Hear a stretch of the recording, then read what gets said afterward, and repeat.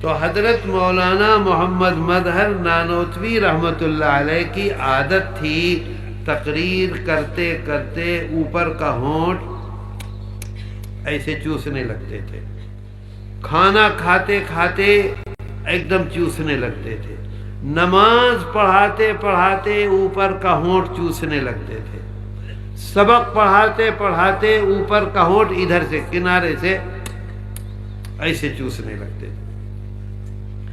حضرت کے جو شاگرد تھے، حضرت کے ساتھ اٹھنے بیٹھنے والے جو لوگ تھے، وہ حضرت سے بار بار پوچھتے تھے کہ حضرت آپ ہونٹ کیوں چوستے ہیں؟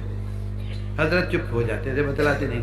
بہت بڑے آدمی تھے، بہت بزرگ آدمی تھے، ایک مرتبہ دو مرتبہ پوچھتے تھے، حضرت جواب نہیں دیتے تھے تو خاموش ہو جاتے تھے، کچھ نہیں بولتے تھے۔ بہت لوگوں نے پوچھا، بہت پوچھا، بہت پوچھا، تو اپنے انتقال سے پہلے انہوں نے یہ واقعہ سنایا۔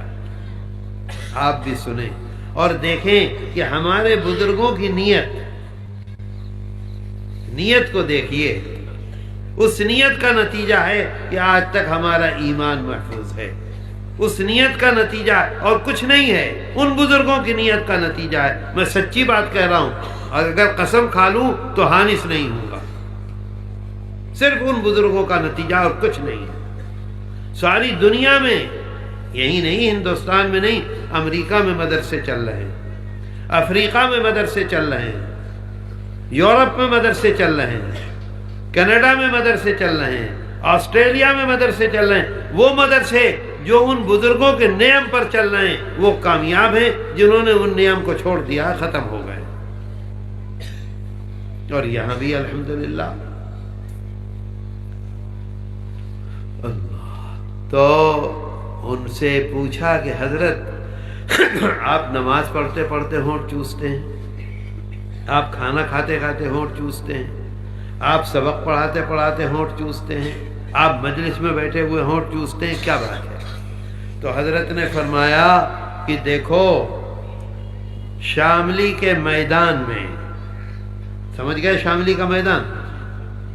کیا کرنے گئے تھے؟ کیا کرنے گئے تھے؟ بھات کھانے؟ ماگور ماچھ کھانے؟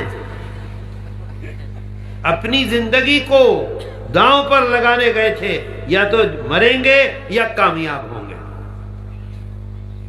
ہزاروں ہزار آدمی مر گئے۔ شام ہوتے ہوتے ان بزرگوں کو شکست ہوئی، انگریز کامیاب ہو گیا۔ پورا میدان بھرا ہوا تھا لاشوں سے، ناکامی ہو گئی۔ حضرت حاجی صاحب، حضرت نانوتوی رحمۃ اللہ علیہ، حضرت مولانا محمد قاسم، حضرت مولانا رشید احمد گنگوہی، یہ لوگ وہاں سے نکل آئے اور پورا میدان بھر گیا شہیدوں سے۔ مغرب کے بعد اے بھائی اگر باتیں کرو گے تو میں تقریر نہیں کروں گا، یہ سمجھ لو۔ تم میری جگہ بیٹھے ہو اور میں باتیں کروں تو تم بولو گے، تو پھر کتنی بری بات ہے، کتنی خراب۔ 5 منٹ رک جاؤ، ابھی ختم کر دیتا ہوں، پھر باتیں کرتے رہنا، بہت خراب بات ہے۔ پورا میدان بھرا ہوا تھا لاشوں سے، جو لوگ زندہ تھے وہ پانی پانی پانی پانی پانی، آخر وقت میں پانی پانی کی۔